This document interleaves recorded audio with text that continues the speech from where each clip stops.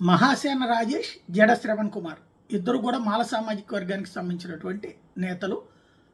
అంటే ఎస్సీ సామాజిక వర్గంలో మాల సామాజిక వర్గానికి సంబంధించినటువంటి పవర్ఫుల్ శక్తివంతులు. ఇద్దరు కూడా తెలుగుదేశం పార్టీకి అనుకూలంగా ఉంటూ వచ్చారు. అయితే ఎత్తులో భాగమా లేకపోతే వాళ్ళల్లోనే విసుగొచ్చిన తర్వాత బయటకు వచ్చారా? ఇప్పుడు మహాసేన రాజేష్కి మొన్న సీటు పీగన్నవరం ఇచ్చి తీసేశాక అతను ఆగ్రహించారు. అయితే చంద్రబాబు గారిని ఏమీ అననని చెప్పారు. అదే సందర్భంలో తను పోటీకి పెడుతున్నారు. అట్లాగే జడ శ్రవణ్ కుమార్ ఓ పక్కన తీవ్ర స్థాయిలో తెలుగుదేశం పార్టీని విమర్శిస్తూ తను జైభీం భారత్ పార్టీ తరఫున అభ్యర్థులు నిలుపుతున్నారు.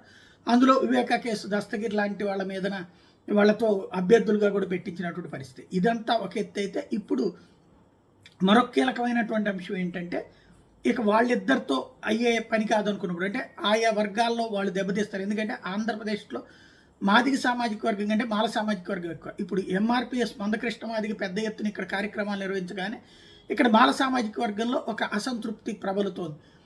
అందుకు దానికి తోడు వీళ్ళిద్దరూ కూడా అవతలకు వెళ్ళడంతో ఒక విరక్తి ఉంది. దీన్ని కంట్రోల్ చేయడం కోసం అని చెప్పేసి కొత్తగా మాలలతో భేటీ అయ్యారు. మాల సంఘాల నాయకులతో చంద్రబాబు మాలకుల సంఘాలతో భేటీ అయ్యారు. తెలుగుదేశం పార్టీ పాలిట్ బ్యూరో సభ్యుడు నక్కా ఆనందబాబు అధ్యక్షతన సమావేశం జరిగింది.